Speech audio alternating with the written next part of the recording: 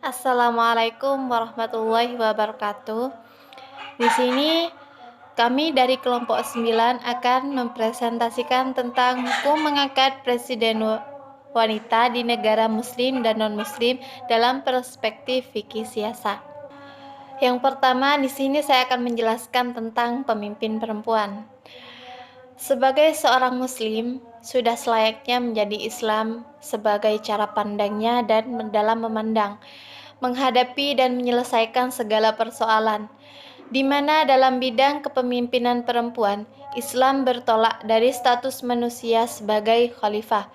Akhir dari surah Al-Ahzab mempertegas kekhalifahan manusia ini di muka bumi.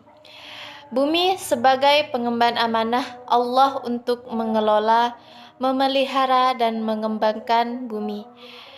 Dalam Quran Surah Al-Ahzab ayat 35 menjelaskan bahwa sesungguhnya laki-laki dan perempuan yang muslim, laki-laki dan perempuan yang mukmin, laki-laki dan perempuan yang muslim, laki-laki dan perempuan tetap dalam ketaatannya, laki-laki dan perempuan dalam yang benar, laki-laki dan perempuan dalam keadaan sabar, laki-laki dan perempuan yang bersedekah, laki-laki dan perempuan yang berpuasa, laki-laki dan perempuan yang memelihara kehormatannya, laki-laki dan perempuan yang banyak menyebut nama Allah. Allah telah menyediakan untuk mereka ampunan dan pahala yang besar. Inilah tugas pokok manusia, tidak berbeda antara laki-laki dan perempuan. Di sana disebutkan setiap orang adalah mukallaf, penerima amanah. Islam mengangkat derajat manusia dan memberikan kepercayaan yang tinggi karena setiap manusia secara fungsional dan sosial adalah pemimpin.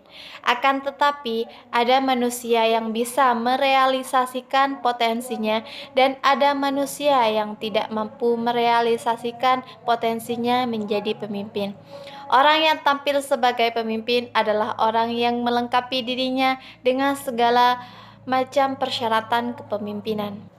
Maka dalam hal ini kita harus memahami dulu persoalan kepemimpinan perempuan di dalam ajaran Islam yang didukung oleh fakta-fakta peradaban manusia sejak dahulu hingga sekarang.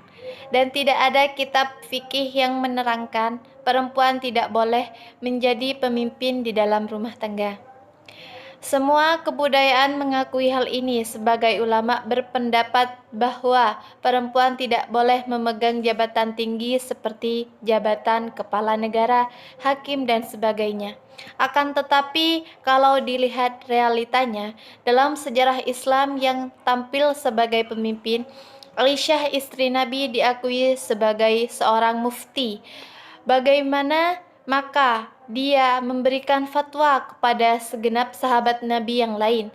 Dalam hal itu Abu Bakar, Umar, Ibnu Abbas, dan lainnya. Bahkan kedudukannya sebagai panglima pada Perang Unta juga diakui. Ada dua negara Islam yang saat ini menampilkan perempuan sebagai pemimpin, yaitu Pakistan dan Bangladesh. Tentu saja negara-negara tadi banyak ulama dan mengerti, namun karena luasnya wawasan mereka, maka mereka menerima perempuan sebagai pemimpin pemerintahan. Selanjutnya, di sini saya akan menjelaskan tentang masalah wanita menjadi pemimpin dalam perspektif fikih siasat. Masalah yang akan ditinjau dalam makalah ini adalah dapatkah wanita menjadi pemimpin, baik pemimpin negara, pemerintah, maupun pemimpin dalam jabatan-jabatan lain menurut ketentuan hukum Islam. Masalah ini mungkin sudah kuno dilihat dari perspektif pemikiran masa kini, akan tetapi dalam konteks fikih siasah amat langka fuqaha, yaitu ahli-ahli hukum Islam, yang membenarkan wanita menjadi pemimpin baik sebagai kepala negara atau pemerintah maupun dalam penjabat lainnya. Hal ini dikarenakan adanya hadis sahih yang berbunyi, tidak akan beruntung suatu kaum yang mengangkat wanita menjadi pemimpin mereka. Berikut ini akan dipaparkan bagaimana argumen para ulama dan sejauh mana mereka bisa diterima terkait dengan syarat kelakian menjadi kepala negara atau pemerintah, karena selama ini yang diperdebatkan oleh para fuqaha tertentu masih sangat klasik. Syarat itu dipandang sebagai suatu hal yang sudah jelas sendirinya bersifat a priori.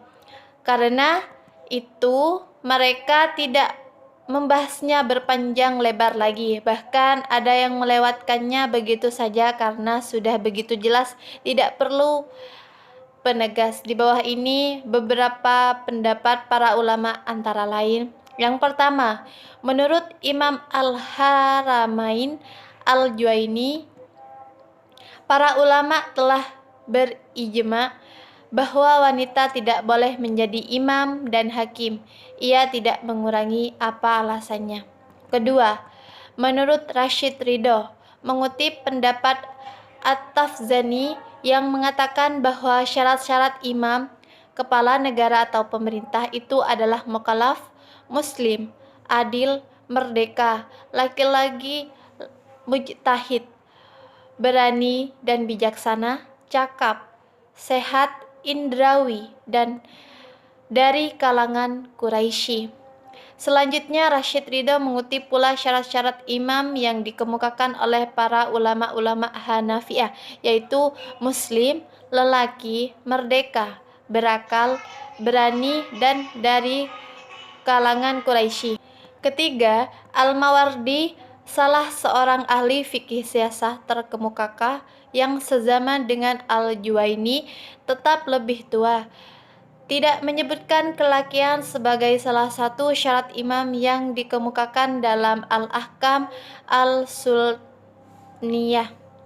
Akan tetapi ini tidak dapat ditafsirkan bahwa Al-Mawardi membenarkan wanita menjadi imam mengingat syarat tersebut, seperti ditegaskan oleh Al-Juwaini telah menjadi ijma ulama.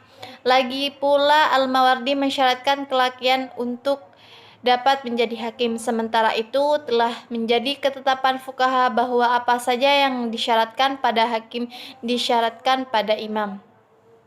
Oleh karena itu, argumentasinya dapat ditemukan di dalam pembahasan tentang syarat-syarat hakim. Yang keempat, menurut Ibnu Rushd dalam Bidayah Al-Mujtahid menyatakan bahwa orang yang tidak membenarkan wanita menjadi hakim alasannya adalah analogi kepada imamah kubar atau jabatan kepala negara yang sudah disepakati oleh ketidakbolehan wanita memangkunya. Juga dikiaskan kepada budak dalam hal sama-sama kurang kehormatan dan martabat. Yang kelima, di kalangan ulama Nusantara yang mensyaratkan kelakian adalah Ali Haji dari Riau dan Bukhari Juhairi dari Johor. Bukhari mengatakan syarat ke-10 hendaklah raja itu laki-laki dan jangan perempuan. Adanya yang daripada kurang budinya karena kurang akal pendidikan, tidak layak akan kerjaan, karena bahwasanya raja segala orang Islam itu namanya imam. Seperti dikatakan dalam kitab Aqab itu wa al muslimuna al buddha lahum min imam. Artinya segala orang Islam itu tiada bagi mereka itu daripada imam, dan imam itu dijadikan pada antara segala perempuan. Baik, cukup sekian presentasi dari saya. Selanjutnya akan dipresentasikan oleh presentator lainnya. Terima kasih.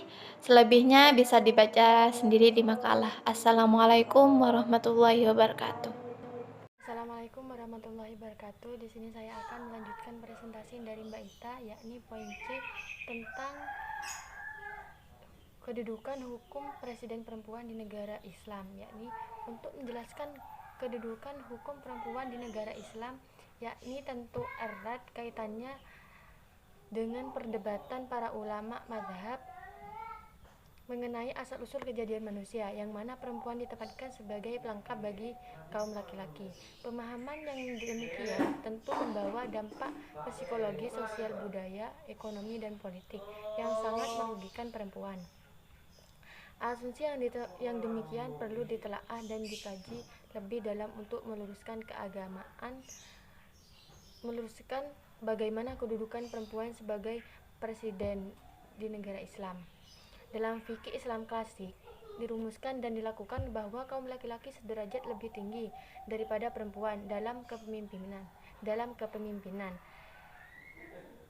Namun demikian, yang menjadi persoalan krusial adalah perlunya melakukan reinterpretasi terhadap posisi dan citra perempuan dalam fikih Islam.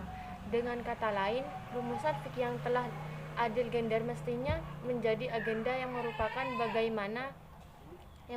bagian dari usaha menjadikan Islam sebagai rahmatan lil alamin, tetapi dengan catatan pula bahwa asumsi teologis yang terbangun sebelumnya hendaknya diluruskan agar tidak ada anggapan bahwa pencitraan perempuan dalam Islam telah menyalahi kehendak Allah. Jika ditelaah secara mendalam, ada sejumlah argumen yang dijadikan dasar oleh kalangan fuqaha dalam melihat kedudukan bahwa hukum perempuan sebagai presiden dan hakim di negara Islam.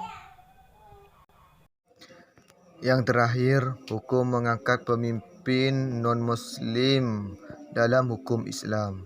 Pemimpin dalam pemerintahan nampaknya menjadi persoalan yang banyak menyebut perhatian para pemikir Islam, terutama dalam hukum pengangkat non-Muslim menjadi pemimpin, sehingga menimbulkan banyak pendapat dan perdebatan dalam masyarakat dalam memilih pemimpin non-Muslim. Semenjak zaman terlahirnya Islam dengan zaman modern sekarang ini, bahkan mungkin ada berlanjut pada zaman yang akan mendatang. Hukum mengangkat pemimpin non-Muslim jika dilihat dalam hukum Islam akan menimbulkan pendapat, di antaranya ada beberapa pandangan para ulama tafsir, yakni sebagai berikut. Yang pertama, menurut pendapat Syekh Imam Qurtubi, pemimpin harus dipegang oleh kaum muslimin dan sangat berbahaya apabila pemimpin dipercaya kepada kaum non-muslim. Di dalam kitab Tafsirat Qurtubi, beliau menyatakan pada zaman sekarang ini keadaan sudah terbalik dan berubah sedemikian rupa hingga orang-orang Islam lebih mempercayakan segalanya kepada orang-orang kafir. Sesungguhnya pemimpin dilengsarkan karena kekufuran yang mereka lakukan. Para ulama bersepakat wajib kaum muslimin untuk melengsarkannya. Siapa yang mampu melakukan itu, maka dia mendapat pahala, dan siapa yang basa-basi dengan mereka, maka mereka mendapat dosa, dan siapa yang tidak mampu, wajib baginya untuk hijrah dari daerah itu. Untuk itu, pemimpin hendaknya hidup dan bekerja dengan visi yang jelas, serta tidak gampang tergoda dengan keuntungan jangka pendek ataupun kesempatan yang tidak jujur untuk mendapatkan keuntungan yang singkat. Meski pada hakikatnya para pihak yang terlebih dalam kepemimpinan sadar benar bahwa tidak semua kepentingan masyarakat dalam dipuaskan. Dari sekian banyak ideologi dan sistem untuk mengelola negara, kepemimpinan Islam lebih mampu mengordenir banyak perbedaan demi terwujudnya konsensus. Terima kasih atas paparan materi dari saya. Assalamualaikum warahmatullahi wabarakatuh.